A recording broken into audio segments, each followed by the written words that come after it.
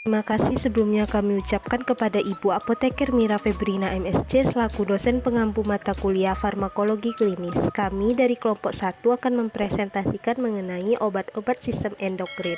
Adapun anggota kelompok 1 yang pertama ada Alvina Nadia Imami, Aufa Zalfa, Dea Zulianti, Hafifah Aulia Arsya, Mauiza Fadilah, Nabil Sofi Habibi, Putri Johanda, Sepia Mutiarawati, dan Yezi Muharani. Berikut merupakan presentasi dari kami. Selamat menyaksikan. Sebelum kita membahas mengenai apa-apa saja obat yang bekerja pada sistem endokrin, ada baiknya kita mengetahui dulu apa itu obat sistem endokrin. Nah, obat sistem endokrin ini adalah obat-obatan yang mempengaruhi fungsi sistem endokrin dalam tubuh manusia. Sistem endokrin melibatkan sekresi hormon dari kelenjar endokrin, dan hormon-hormon ini memainkan peran penting dalam pengaturan berbagai proses biologis seperti pertumbuhan, reproduksi, metabolisme, dan juga respon imun. Obat sistem endokrin dapat digunakan untuk mengatur kadar hormon dalam tubuh atau untuk mempengaruhi respon sel-sel terhadap hormon. Contoh obat sistem endokrin meliputi hormon tiroid, insulin, glukokortikoid, dan hormon seks seperti estrogen, progesteron, dan juga testosteron. Obat sistem endokrin dapat dibagi menjadi 3. Yang pertama ada obat antidiabetes, yang kedua ada obat tiroistatika, dan yang ketiga ada obat terkait hormon estrogen, progesteron, dan androgen. Nah, yang pertama kita akan membahas mengenai obat antidiabetes. Sebelum kita membahas lebih lanjut mengenai obat antidiabetes, terlebih dahulu kita memahami pengertian dari penyakit diabetes itu sendiri. Nah, menurut American Diabetes Association, diabetes mellitus merupakan suatu kelompok penyakit metabolik dengan karakteristik hiperglikemi atau peningkatan kadar gula darah yang terjadi karena kelainan sekresi insulin, kerja insulin, atau kedua-duanya. Selanjutnya obat oral antidiabetes atau OAD. Dia dibagi menjadi 3 golongan. Yang pertama, obat yang meningkatkan sekresi insulin meliputi obat hipoglikemik oral, golongan sulfonylurea dan glinida. Yang kedua, sensitiserulin. Dia obat yang meningkatkan sensitivitas sel terhadap insulin, yaitu obat-obat hipoglikemik golongan biguanida dan thiazolidinedion yang membantu tubuh untuk memanfaatkan insulin secara lebih efektif. Yang ketiga, inhibitor katabolisme karbohidrat, antara lain inhibitor alfa-glukosidase yang bekerja menghambat absorpsi glukosa. Selanjutnya golongan sulfonylurea. Mekanisme kerjanya dia merangsang sekresi insulin di kelenjar pankreas sehingga hanya efektif pada penderita diabetes yang sel-sel beta pankreasnya masih berfungsi dengan baik. Indikasinya untuk mengobati diabetes mellitus tipe 2. Kontraindikasinya hipersensitivitas, kehamilan, dan ibu menyusui, pasien dengan gangguan hati, dan juga ginjal.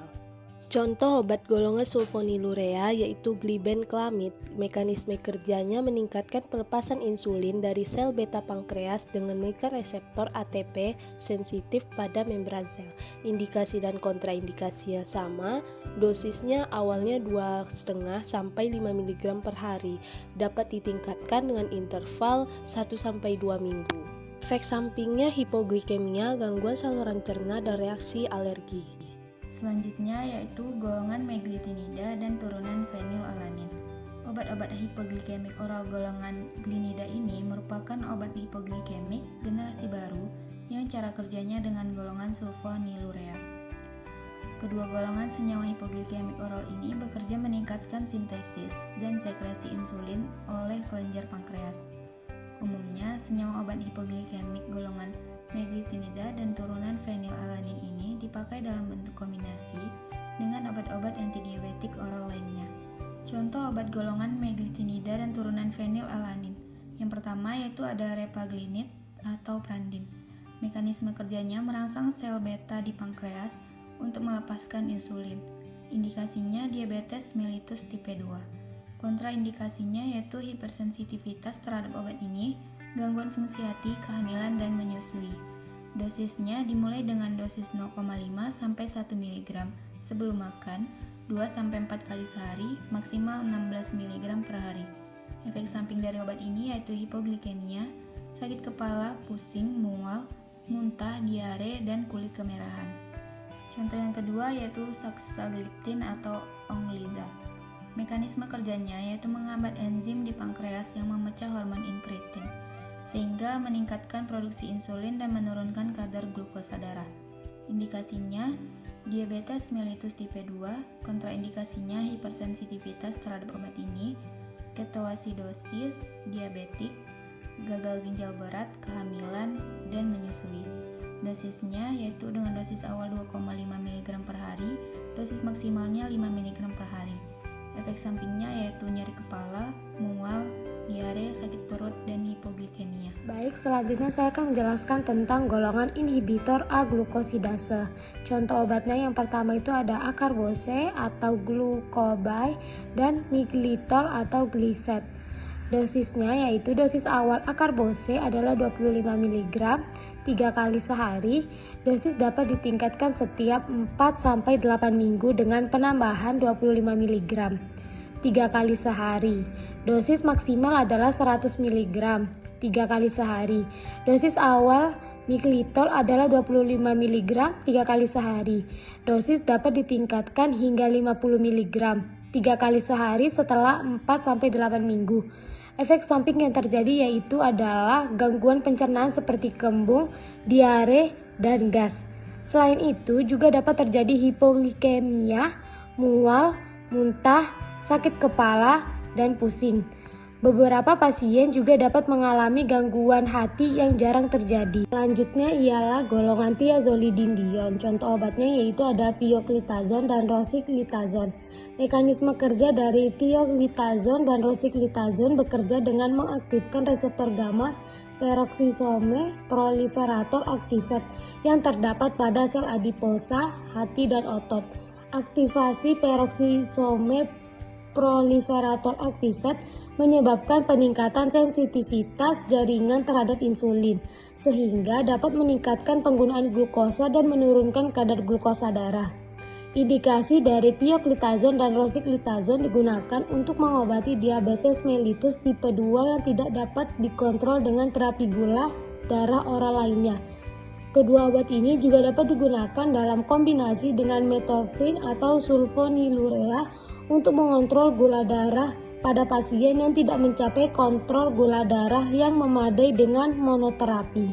Selanjutnya, kontraindikasi dari pioglitazone dan rosiglitazone tidak boleh digunakan pada pasien dengan riwayat gagal jantung, edema paru, atau gangguan fungsi hati. Dosis yang terdapat pada pioglitazone dan rosiglitazone disesuaikan dengan kondisi pasien dan respon terhadap pengobatan.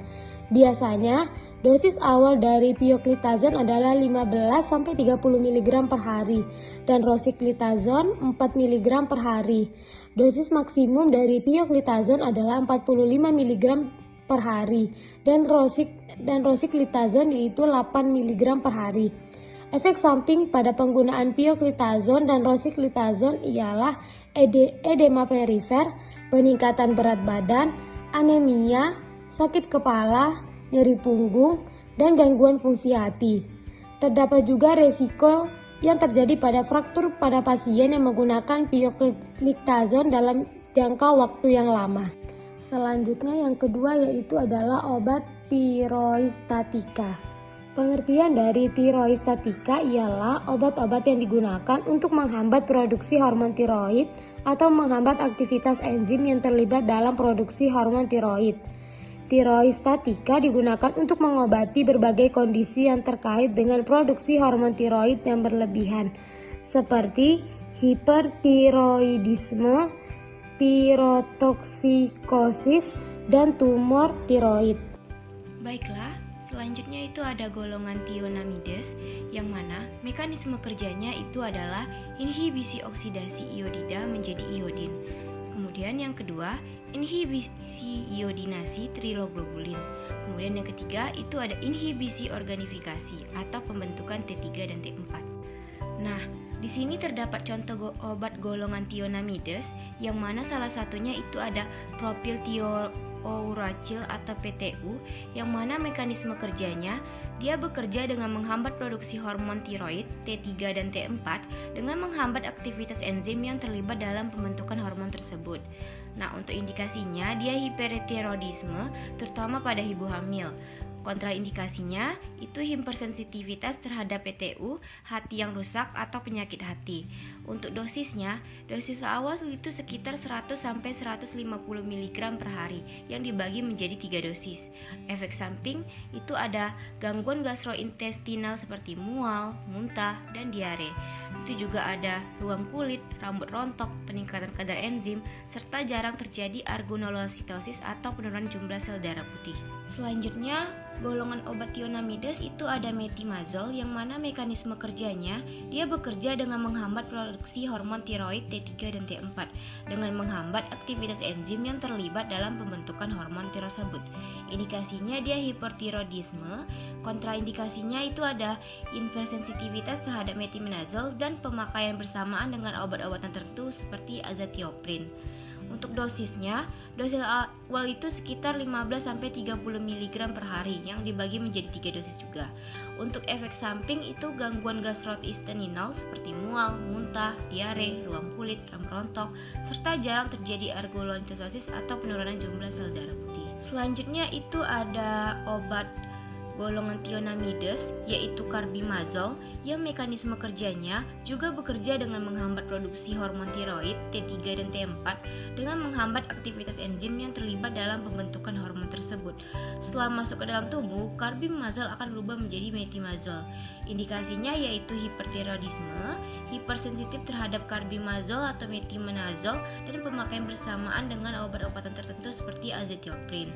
Dosisnya itu 20-60 mg per hari yang dibagi menjadi 2 dosis. Efek sampingnya itu gangguan gastrointestinal seperti mual, muntah, diare, ruam kulit, rambut rontok, serta jarang terjadi arenolositosis atau penurunan jumlah sel darah putih. Golongan penghambat transport ion iodida atau ionic blocker. Penghambat ion iodida adalah obat yang dapat menghambat aktif non-iodid ke dalam kelenjar tiroid. Obat tersebut berupa anion monovalen yang bentuk hidratnya mempunyai ukuran hampir sebesar ion iodida. Contoh obat golongan penghambat transport ion iodida yang pertama ada perklorat. Mekanisme kerja dari perklorat adalah menghambat pengambilan yodium oleh sel tiroid, sehingga mengurangi produksi hormon tiroid. Indikasinya berupa hipertiroidisme dan diagnostik canggih. Kontraindikasinya hipotiroidisme berat, intoleransi terhadap perklorat, dan kehamilan. Dosis awalnya adalah 500 mg per hari, namun dapat ditingkatkan hingga 1-2 gram per hari tergantung pada respons pasien. Efek sampingnya ada berupa anoreksia, mual, muntah, diare, sakit kepala, pusing, dan gangguan sistem saraf. Contoh obat lainnya ada tiosinat. Mekanisme kerja dari tiosinat adalah menghambat transportasi ion yodium ke dalam sel tiroid, sehingga mengurangi produksi hormon tiroid. Indikasinya berupa hipertiroidisme, terapi tambahan pada hipertiroidisme. Kontraindikasinya berupa hipotiroidisme berat, kehamilan, serta pasien dengan penyakit ginjal. Dosis awalnya 250-500 mg per hari. Dapat ditingkatkan hingga 1-2 gram per hari tergantung pada respon pasien. Efek sampingnya berupa mual, muntah, sakit kepala, peningkatan suhu tubuh, dan hipersalivasi. Contoh obat golongan penghambat transport ion iodida yang lain itu ada nitrat. Mekanisme kerja dari nitrat yaitu menghambat pengambilan yodium oleh sel tiroid sehingga mengurangi produksi dari hormon tiroid. Indikasinya hipertiroidisme dan diagnostik canggih. Kontraindikasinya hipotiroidisme berat, intoleransi terhadap nitrat, dan kehamilan. Dosis awalnya yaitu 10 mg per hari. Dapat ditingkatkan hingga 40 mg per hari tergantung pada respon pasien. Efek sampingnya berupa peningkatan denyut jantung, sakit kepala, pusing, dan gangguan sistem saraf. Nah, selanjutnya golongan iodida. Obat iodida adalah obat yang mengandung unsur yodium dan digunakan untuk mengatasi kekurangan yodium pada tubuh dan juga digunakan sebagai terapi pada penyakit tiroid. Contoh obat iodida itu potasium iodid atau KI. Mekanisme kerjanya, KI bekerja dengan mengisi kembali kebutuhan yodium pada kelenjar tiroid yang kekurangan, sehingga dapat mencegah terjadinya penyakit gondok dan menstabilkan kelenjar tiroid. Indikasinya hipertiroidisme, mencegah gondok dan melindungi kelenjar tiroid dari paparan radiasi. Kontraindikasinya hipersensitivitas terhadap iodium, penyakit autoimun tiroid, dan beberapa kondisi kesehatan lain seperti penyakit Addison dan nefritis interstitial. Dosis untuk pencegahan gondok, dosis yang direkomendasikan adalah 150-300 mcg per hari. Efek samping yaitu mual muntah, diare, sakit kepala, lelah, ruam kulit, serta hipotiroidisme pada dosis yang tinggi. Contoh obat iodida mekanisme yaitu mengisi kembali kebutuhan iodium pada kelenjar tiroid yang kekurangan sehingga dapat mencegah terjadinya penyakit gondok dan menstabilkan kelenjar tiroid. Indikasinya hipertiroidisme dan digunakan dalam prosedur pencitraan kelenjar tiroid. Kontraindikasinya hipersensitivitas terhadap iodium, penyakit autoimun tiroid, dan beberapa kondisi kesehatan lain seperti penyakit Addison dan nefritis interstitial. Dosis untuk pengobatan hipertiroidisme, dosis yang direkomendasikan adalah 1-5 mg per hari. Efek sampingnya mual muntah, diare, sakit kepala, lelah, serta hipotiroidisme pada dosis yang tinggi. Contoh obat golongan iodida yaitu Lugol solution. Yaitu mekanisme kerjanya memberikan iodium yang dibutuhkan oleh kelenjar tiroid sehingga dapat menstabilkan kelenjar tiroid dan mencegah terjadinya gondok. Indikasi pengobatan yaitu mengobati hipertiroidisme, mencegah gondok, dan melindungi kelenjar tiroid dan paparan radiasi. Kontraindikasinya yaitu dengan hipersensitivitas terhadap iodium, penyakit autoimun tiroid, dan beberapa kondisi kesehatan lain seperti penyakit Addison dan nefritis interstitial. Selanjutnya, golongan iodium radioaktif. Indikasinya hipertiroid pada usia lanjut atau dengan penyakit jantung, penyakit grafus yang menetap atau kambuh, goiter nodular toksik, goiter multinodular non-toksik yang disertai gejala kompresi karsinoma tiroid sebagai alat diagnostik fungsi tiroid. Dosisnya 0,03 mg sebagai dosis tunggal. Efek sampingnya resiko perubahan neoplastik dan hipotiroidisme. Dan kontraindikasinya, bahan radioaktif tidak boleh digunakan selama kehamilan dan pada anak-anak. Iodium ini sebaiknya diberikan pada pasien berumur 25 dan 30 tahun ke atas. Selanjutnya, hormon reproduksi. Obat terkait hormon estrogen, progesteron, dan androgen adalah obat-obatan yang mempengaruhi kadar hormon di dalam tubuh, terutama hormon seksual. Hormon-hormon ini penting untuk regulasi berbagai fungsi tubuh, termasuk fungsi reproduksi, pertumbuhan dan perkembangan, dan kesehatan tulang. Obat-obat ini terkait hormon estrogen, progesteron, dan androgen digunakan untuk berbagai kondisi medis, termasuk menopause, osteoporosis, infertilitas, endometriosis, dan ginekomastia. Obat ini tersedia dalam berbagai bentuk, termasuk pil, krim, gel, suntikan, dan plester kulit. Obat-obat ini dapat memiliki efek samping yang signifikan, termasuk risiko kanker payudara, stroke, dan penyakit jantung. Oleh karena itu, penggunaan obat-obatan terkait hormon harus dilakukan dengan hati-hati dan hanya di bawah pengawasan dokter yang berpengalaman. Selanjutnya ada obat terkait hormon estrogen, progesteron, dan androgen. Obat sistem endokrin dapat digolongkan berdasarkan jenis hormon yang mempengaruhi, seperti estrogen, progesteron, dan androgen. Berikut ini adalah obat penggolongan obat-obatan untuk masing-masing jenis hormon tersebut. Yang pertama ada estrogen, estrogen alami, estradiol, estron, dan estriol. Mekanisme kerjanya, estradiol bekerja dengan menggantikan fungsi estrogen alami yang jumlahnya menurun atau tidak cukup. Dengan begitu, gejala akibat penurunan kadar estrogen akan mereda. Estradiol tersedia dalam bentuk tablet dan suntik. Selain itu, ada juga estradiol dalam bentuk obat oles atau gel, estradiol topikal. Indikasinya, estradiol adalah estrogen sintetis yang digunakan untuk meredakan gejala menopause dan mencegah terjadinya osteoporosis pasca menopause. Obat ini juga bisa digunakan dalam pengobatan gangguan hormon dan jenis kanker tertentu. Untuk estrogen sintetik, mekanismenya etinil estradiol dan norkabes kombinasi digunakan untuk mencegah kehamilan, bekerja dengan menghentikan sel telur wanita berkembang penuh setiap bulan. Indikasinya etiniltradiol ini adalah obat estrogen yang digunakan secara luas dalam pil kontrasepsi dalam campuran dengan progesterin.